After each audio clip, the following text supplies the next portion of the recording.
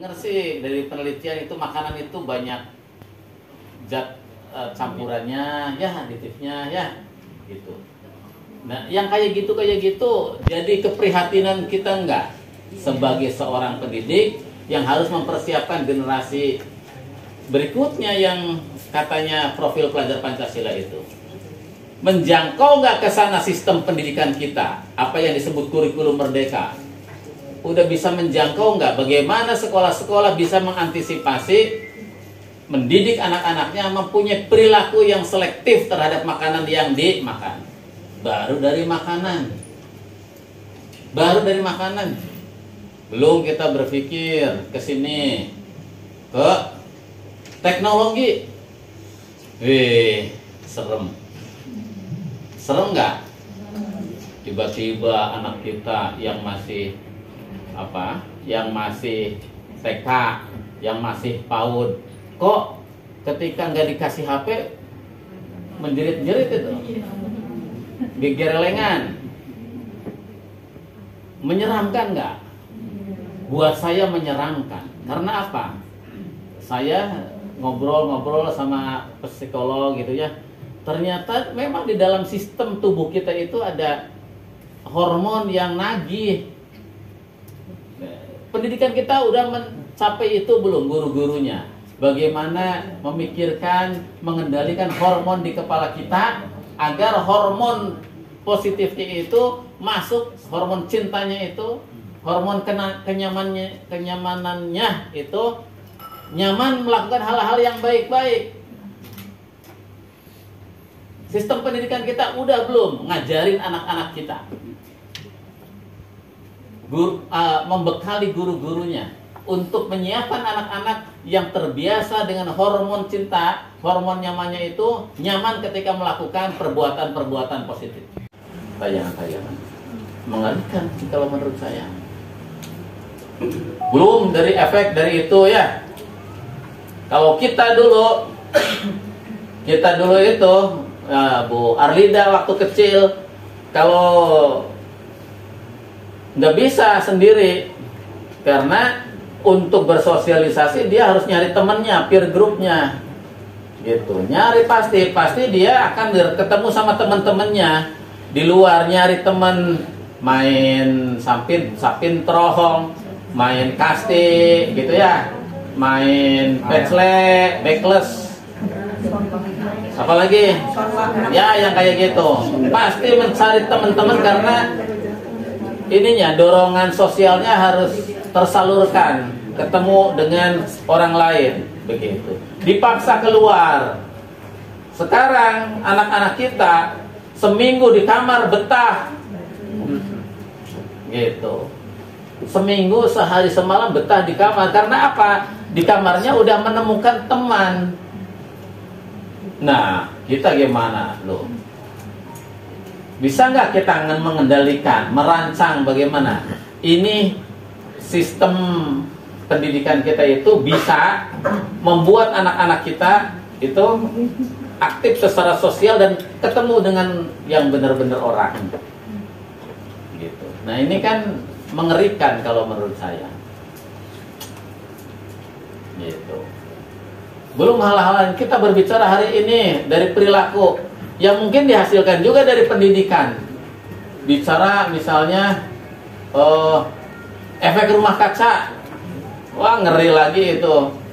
Jadi kita ngomong setiap hari efek rumah kaca berapa? 51 miliar kalau nggak salah tuh di buku itu tuh. Saya baca-baca 51 miliar, 51 miliar ton kalau nggak salah.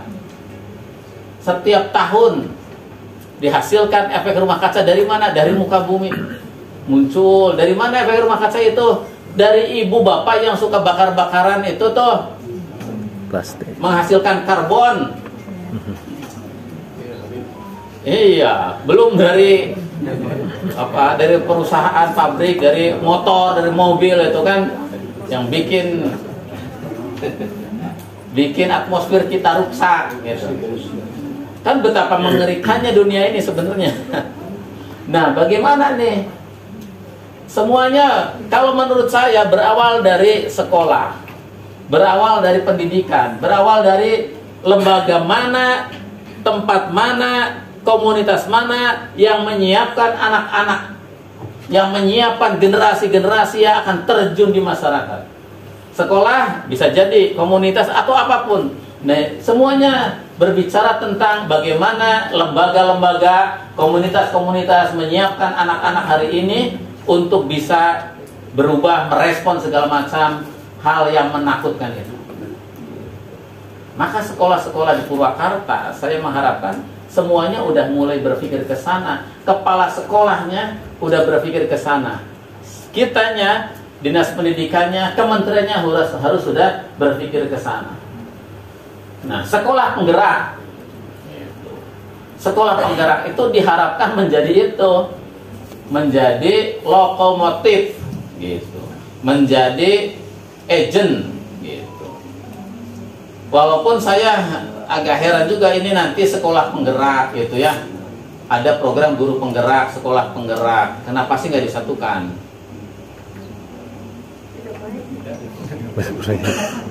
Hah? Enggak, maksudnya itu tuh kementerian.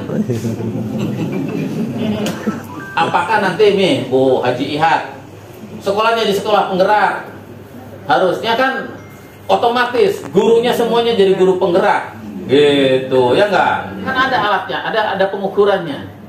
Ini anaknya apa? Anaknya kesukaannya apa? Bagaimana anak dengan karakter ini menghadapinya? Ini anaknya tipenya apa? Kecerdasannya di linguistik, di visual atau di apa? Kan itu ya? Enggak Pak, kita ratakan aja 32 kayak hese-hese. Pengkelasannya aja enggak ada. Pokoknya masuk daftar piheula sok kadinya. Aja sabar aja ya 500 begitu 32. Nah, itu tidak dilakukan oleh kita. Gitu. Dan ya paling kalaupun dilakukan asesmen biasa kan, ya kan? Asesmennya biasa. Asesmen yang di wawancara atau wawancara kamu sukanya apa? Bu, jika main bola gitu. Yang kayak gitu, yang nggak mempunyai landasan akademik yang cukup. Nah, ini kan harus dipikir ya oleh kita. Terus kita punya nggak kemampuan itu? Nah, yang kayak gini kan nanti harus menjadi concern kita para kepala sekolah. Bagaimana kita melatih anak-anak guru-guru kita bisa membaca potensi, bisa membaca kecerdasan anak itu kemana, ini bagusnya diarahkan kemana, kan gitu ya. Nah, yang kayak gini itu harus kita lakukan. Biar apa? Biar kita mendidik anak itu bener. Yo iya teh kudu ka dieu, iya teh kudu ka dieu gitu ya. Belum nanti paradigma pembelajarannya juga dulu. Nah, maka saya wanti-wanti nih ya Bu ya, nanti terus di bos regulernya, kan bos reguler berbasis data nanti ada nggak PPDS ini? Ada. Berbasis data nanti fokus ke penguatan guru-gurunya seperti apa. Ditaruh si hiji guru sok musyawarah bikin arkas teh ieu urang rek yakin pelatihan teh lamun aya rehab prioritaskeun di sekolah penggerak. Iya. Sing era urang dinas pendidikan, hayo nuntut kudu alus iya 5 indikator harus tercapai oleh sekolah penggerak di dinas pendidikan. Ayo Kande. Nyata. Kan aya ke bantuan di provinsi. Ya iya. Mungkin lamun minta bantuan ke provinsi, bantuan keuangan sekolah penggerak dulu. Misalnya aya alat multimedia nu gede, terus Chromebook, karena itu prioritaskan sekolah penggerak. Ini yang dimaksud dengan perencanaan berbasis data. Di tingkat dinas itu berbasis data, datanya data prioritas itu sekolah penggerak. Maka di identifikasi WC nu kurang aya teu sekolah penggerak, aya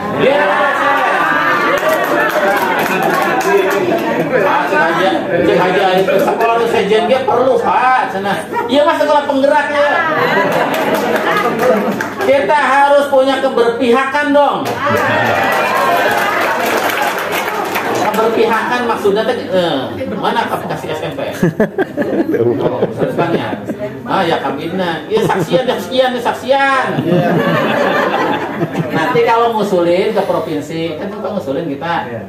Usulin tan ayeuna. Ini CPCL-nya sekolah penggerak, Pak. Ya enggak? Kan ngusulin kemarin. Ada CPCL-nya udah sakahayang. Ini nih berbasis data. Jadi perencanaan berbasis data teh di Dinas Nawi perencanaan berbasis data. Gitu. Sarprasnya, multimedianya kayak gitu, Pak. Ya, Pak ya? Nah, datang ayeuna kamari eueuh. Namanya Pak Joni Wungkul. Ya, sama kejaksaan, Pak, Kejati, Kejari, Pak. Langsung ke kabinna. Pak Dodi, wayana keur teu oke. Alhamdulillah Pak Dodi sehat. Amin. Kelas olahraga misalnya gitu. Gitu. Misalnya kelas sastra nu gampang misal gitu. Anak-anaknya yang suka sastra kan hebat nanti kalau kayak gitu, Pak. Ada kelas-kelas unggulan di sekolah Bapak Ibu semuanya. Kurang Sukasari cenah, Pak. Ayah, kurang Sukasari itu.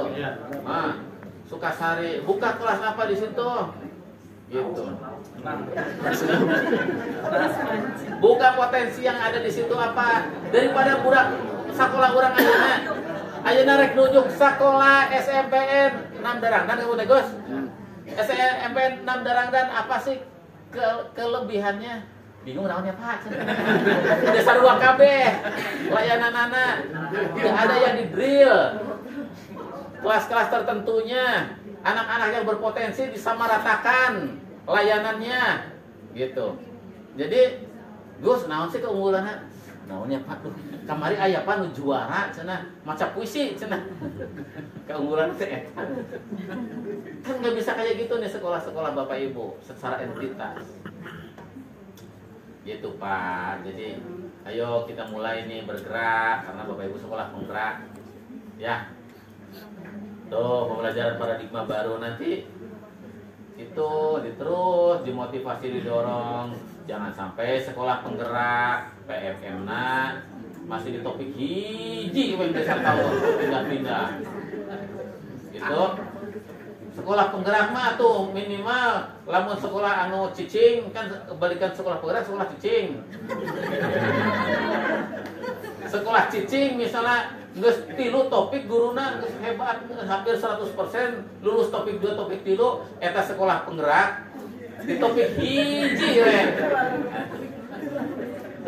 Jangan sampai itu ya Bu ya. Dicek sampai mana tuh PMM di sekolah Bapak Ibu semuanya. Karena PMM itu didorong agar guru-gurunya mau belajar. Ami guru-gurunya belajar. Kementerian udah hebat sih kalau menurut saya memberikan kemudahan belajar. Tuh kudu nginep di hotel, tuh kudu make seragam, tuh kudu ninggalkeun anak pamajikan. Kan dulu mah kayak gitu kalau mau diklat ini tinggalkeun salaki jeung pamajikan teh. Tinggalkeun budak pakai seragam. Datang ka ditu ka Pesona Bambu. Atau Bumi Makmur gitu. Pembelajaran paradigma baru PBD. Kade rapot sekolahna tinggalian dianalisis secara bersama-sama. Ini kekurangannya apa sih? Saya pengen literasi numerasinya tidak kuning lagi. Dulu merah, sekarang udah kuning nih. Purwakarta ya nih ya. Kalau lingkungan karakternya udah hijau kan ya? Survei karakternya udah hijau. Ini yang numerasi sama literasinya itu saya minta nanti udah perlahan-lahan rubah menjadi hijau. Jadi hijau semuanya. Lewati itu angka 3 biar nggak kuning begitu. Analisis rapot sekolahnya nanti dari situ kan menyelesaikan rapot sekolah itu di PMM ada Pak. Cara menyelesaikan masalah-masalah yang Bapak Ibu temukan di rapot sekolah yang susah-susah itu ada di PMM, makanya harus belajar gitu. Di PMM itu dipelajarin. Terus kalau belajar buku dibacaan, tinggalian survei literasinya Gitu. Jangan sampai buku SMP dikirim bacaan budak SD gitu. Karena ada laporan ke saya, Pak itu ada SD cina literasinya suruh bacanya baca SD, Bapak pergi ke pasar. Gitu. Ya, Bu, PBD, digitalisasi sekolah. Nah, digitalisasi sekolah, Bu ya. Syukur-syukur nih ada yang sudah menerapkan LMS. Ya, Learning Management System. Jadi sekolah itu mah udah pakai tata kelolanya teh berbasis digital. Saya sih pengennya di tingkat kabupaten gitu. Kalau tingkat kabupaten kan susah ininya ya, terlalu banyak. Tapi saya udah minta ke Pak Ervin, udah mulai kan ya. Ada naon sistem manajemen sekolah Purwakarta. Simaspur. Sudah ada. Saya udah siapin itu di tingkat kabupaten. Jadi nanti sekolah-sekolah penggerak jadi prototypingnya, Pin. Ya. Jadi sekolah-sekolah penggerak nanti jadi prototype Simaspur. Jadi nanti data guru yang ngajar, guru yang masuk, mahasiswa yang tidak masuk juga kelihatan kan? Jadi itu digitalisasi sekolah. Nah, saya tantang, kita siapin sistemnya. Bapak Ibu harus bergerak menuju digitalisasi sekolah. Kalau tidak bergerak ke sana, Bapak Ibu sama dengan sekolah cicing. Jadi LMS-nya udah jalan. Ya, ya, bisa ya. Jadi yang sekolah penggerak ini jadi prototyping aja sama SD sama ini. Jadi nanti kalau kementerian nanya, mana digitalisasi sekolah? Tuh, pencet. Berlek gitu. Kalau luar kafe datang yang dibutuhkan. Keren kan? Keren, Pak. Gitu. Jadi nanti tata kelola manajemen ya. Manajemen sekolah itu udah berbasis digital. Gitu. Nggak susah lagi nyari-nyari data segala macam gitu, udah masuk di situ. Anak yang tidak masuk kelihatan, guru yang tidak masuk kelihatan. Itu manfaatin semua karena sekarang udah digitalisasi. Gitu. Ya, Bu ya. Sekolah penggerak. Ada lagi nggak? Pahami bagaimana posisi ini sekolah penggerak. Ini profil pelajar Pancasila posisinya ada di mana? Kemudian kurikulum merdeka posisinya ada di mana? Kemudian kebijakan lokal dalam penguatan profil pelajar Pancasila di Purwakarta posisinya di mana? Harmonisasikan. Semua sudah ada panduannya, sudah kita sampaikan. Jadi kalau Purwakarta berbicara tentang kurikulum merdeka bukan sesuatu yang baru. Prosesnya, semangatnya sudah ada dari dulu. Gitu. Kita bikin kayak Ecobrik itu P5 kok. Temanya gaya hidup berkelanjutan. Tinggal bagaimana Bapak Ibu membuat modul proyeknya secara benar, gitu. Bikin eco engine bukan sesuatu yang baru untuk anak-anak kita, untuk guru-guru kita. Itu proyek penguatan profil pelajar Pancasila.